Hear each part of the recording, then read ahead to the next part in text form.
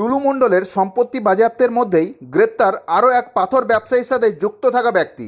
বীরভূমে অবৈধ পাথর কারবারের বিরুদ্ধে প্রশাসনের অভিযান অব্যাহত। পাথর ব্যবসায়ী টুলু মণ্ডলের একাধিক অবৈধ সম্পত্তি বাজেয়াপ্তের মধ্যেই এবার অবৈধ পাথর কারবারের অভিযোগে বীরভূমের চুরিপাড়ার বাসিন্দা শেখ ওয়াসিমকে দার্জিলিং সদর থানা এলাকা থেকে গ্রেপ্তার করে রামপুরহাট থানার পুলিশ। শনিবার অভিযুক্তকে রামপুরহাট মহকুমা আদালতে তোলা হলে আদালত 10 দিনের পুলিশ হেফাজতের নির্দেশ দেন।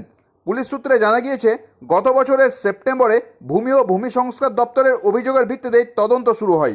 তদন্তে অবৈধ পাথর খাদান ও বেআইনি পাথর ব্যবসার তথ্য সামনে আসে এবং সেই সূত্রেই শেখ ওয়াসিমের নাম উঠে আসে।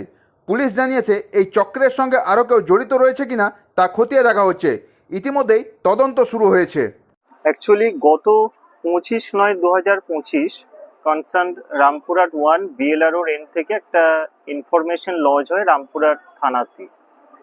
তো এর আগে প্রিটেক্সটা যদি দেখা হয় যে সাব ডিভিশনাল ম্যাজিস্ট্রেটের কাছে কিছু কমপ্লেন সাবমিট হয়েছিল এবং on the basis of the complain concern revenue officer ওই জায়গায় স্পট ভেরিফিকেশন করেছিল, অর্থাৎ ফিজিক্যাল ইন্সপেকশন করেছিল।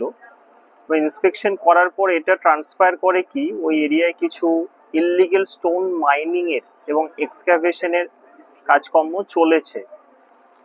তো তার পরিপ্রেক্ষিতে দেন বিএলআরও রামপুরহাট 1 এবং স্থানীয় গ্রাম পঞ্চায়েতের কিছু ব্যক্তিরও বক্তব্য নেওয়া হয়েছিল।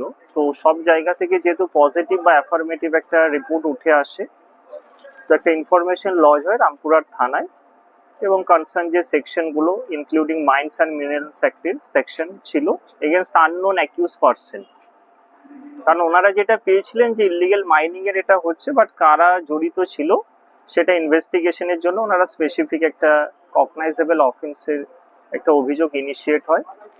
আফটারওয়ার্ডস ডিউরিং ইনভেস্টিগেশন যখন প্রসিড করে, তো একজন ব্যক্তিকে আজকে রামপুরহাট এসিজেএম কোর্টে ফরওয়ার্ড করা হয় ইন কানেকশন উইথ এই প্রেজেন্ট কেস, যে ওই ইললিগেল মাইনিং এর সাথে অ্যালিজ ইললিগেল মাইনিং এর সাথে যুক্ত থাকার এভিডেন্স পাওয়া যায় এবং স্থানীয় কিছু ব্যক্তিরাও এরকম তাদের বক্তব্য থেকে উঠে আসে এই বিষয়টা। তো আজকে অ্যারেস্ট করে ফরওয়ার্ড করা হয় এবং তার সাথে 10 দিনের পুলিশ রিমান্ডের একটা প্রেয়ার ছিল।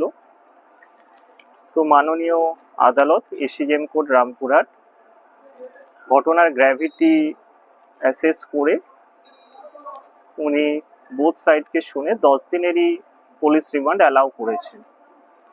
তো যে গ্রাউন্ডগুলোর কারণে পুলিশ রিমান্ডে প্রেয়ার প্লেস করা হয়েছিল, যে অ্যাকচুয়ালি এটা তো একটা সিন্ডিকেট ক্রাইম, তো আরও অনেক ব্যক্তি যারা এই ঘটনার সাথে যুক্ত ছিল, তো সেগুলো বেরিয়ে আসার সম্ভাবনা আছে এবং তারা কিভাবে এই কাজগুলো করেছেন, reconstruction of the scene of crime, this are the reason. তো ফার্দার ইনভেস্টিগেশনে আরো ডিটেলস উঠে আসবে।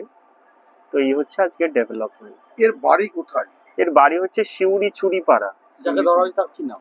তার নাম হচ্ছে শেখ ওয়াসিম। পাথর ব্যবসায়ী টুলু মণ্ডলের সাথে কোনো যোগাযোগ বা কোনো সম্পর্ক? বেসিক্যালি ইনভেস্টিগেশনে যতটুকু এভিডেন্স আমাদের কাছে আছে তাতে ওই ধরনের কিছু কানেকশন এখনো পর্যন্ত কিছু আসেনি।